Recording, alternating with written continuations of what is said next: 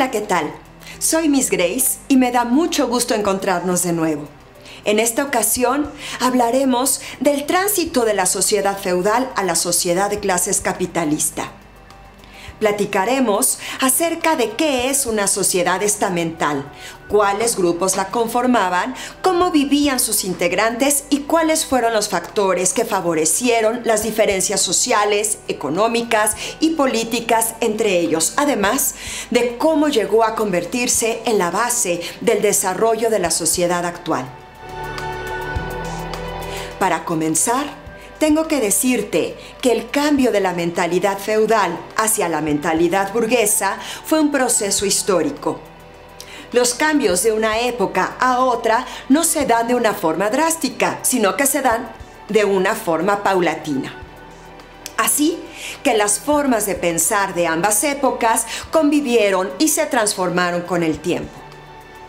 Esto implicó también una transformación del sistema económico que venía desde la época medieval y que poco a poco fue tomando las características del tipo de producción capitalista, como ya también lo habíamos platicado en videos anteriores. Este proceso de cambio terminó al surgir los principios liberales de la modernidad con las ideas de la Ilustración y estableció la separación del trabajador de los medios de producción e instituyó la constitución del capital, que se encontraba en las manos de una nueva clase social de propietarios, conformados por la burguesía. Con ello, vemos cómo los antiguos dueños de los talleres artesanales se convierten en un trabajador más, que prestará sus servicios en una fábrica que ahora pertenece no solo a una persona, sino quizá a un grupo de inversionistas que ha contribuido con el capital, con el cual se ha fundado y funciona esa industria. Europa Occidental, a principios del siglo XVIII, tenía muchísimas diferencias sociales y económicas. Esto se debía a que la estratificación social estaba dividida en estamentos, los cuales eran el clero, la nobleza y las personas en general, que no pertenecían a los grupos anteriores. La pirámide social estaba sumamente diferenciada por la situación jurídica de las personas y por los privilegios que los grupos del primero y segundo estamento tenían. Por ello, hablamos de la existencia de una sociedad estamental. El lugar privilegiado en el que se encontraba la nobleza se asociaba a la posesión de la tierra y a sus títulos nobiliarios que adquiría o le eran heredados, así como la ocupación de cargos políticos y administrativos. El clero también basaba su poder en la propiedad de la tierra, que se conjuntaba con el cobro de diezmos, así como también del poder disfrutar, al igual que la nobleza, de la exención del pago de impuestos, además del derecho de ser juzgados por sus propios tribunales. El alto clero estaba compuesto por obispos y cardenales, quienes se encontraban muy arriba de la gran mayoría que componía la iglesia, como los párrocos y el bajo clero. También entre la nobleza había diferencias, ya que a su vez se podía dividir en la alta nobleza, que contaba con títulos otorgados por el rey, como el duque, el marqués, el conde, etc., y la pequeña nobleza rural. La demás población estaba agrupado en el llamado tercer estado o estado llano y estaba constituido por una gran diversidad de personas con diferentes ocupaciones y nivel económico. Entre ellos, encontramos en el campo a los siervos y campesinos libres, mientras que en las ciudades estaban los artesanos y los burgueses.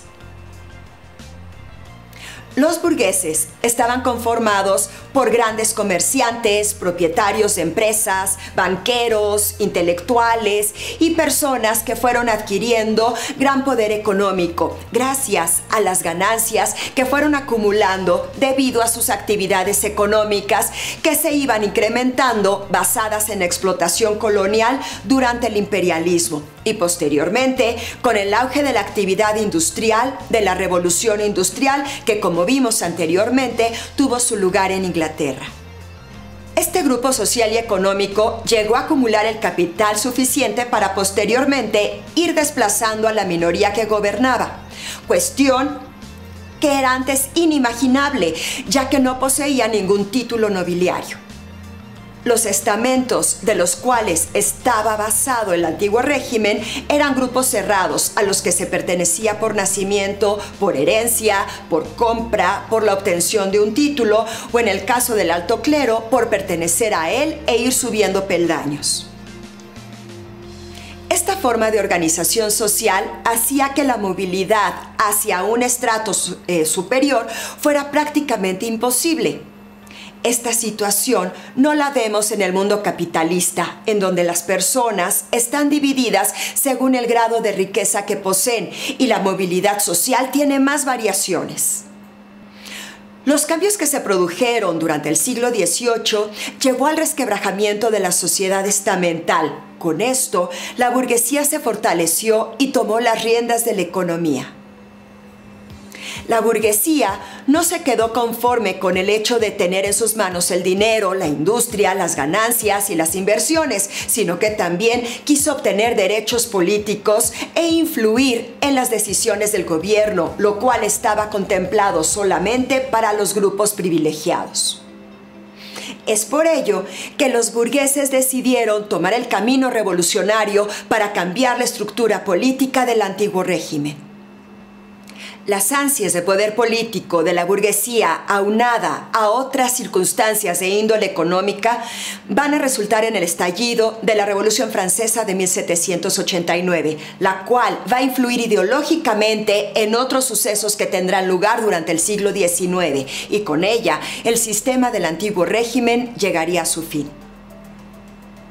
Por lo tanto, podemos decir que a partir de la segunda mitad del siglo XVIII y a lo largo del siglo XIX, la sociedad estamental fue sustituida de una forma paulatina por una sociedad de clases capitalista, debido al desarrollo de la industrialización de la que ya hemos hablado, pero también debido al surgimiento de los derechos civiles como la libertad y la igualdad. La Ilustración, la difusión de sus ideas con la enciclopedia y la expansión del liberalismo fueron la causa del surgimiento de la independencia de las 13 colonias, la Revolución Francesa, así como diversas revoluciones que tuvieron lugar en Europa en 1820, 1830 y 1848, así como también en las independencias de Latinoamérica, como la de México, por ejemplo. Ahora bien, entre las características de la sociedad de clases capitalista podemos mencionar que concede mayor libertad a las personas al reconocérseles sus derechos y libertades políticas contenidas en una constitución. Pero en la práctica vemos que continúa siendo una sociedad desigual debido al grado de riqueza que algunos de sus integrantes poseen y trasciende el ámbito socioeconómico y dan pie a otro tipo de diferencias como las de acceso a la educación, a la salud, a los servicios básicos, entre otros.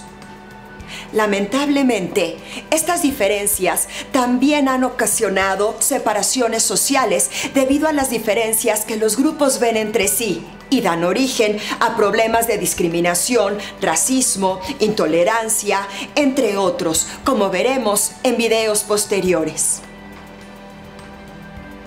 En este momento, yo te invito a que reflexiones un poco acerca de lo que hemos platicado y te preguntes cuáles fueron los cambios más importantes que se dieron a raíz del cambio de la sociedad estamental a la sociedad capitalista y cuáles fueron las consecuencias de dicho cambio. Y más aún, en la actualidad, ¿qué cambios podrías hacer en tu vida cotidiana para mejorar alguna situación que lo requiera?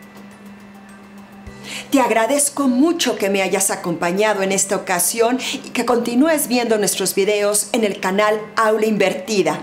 Yo soy Miss Grace y nos vemos en nuestra siguiente cápsula.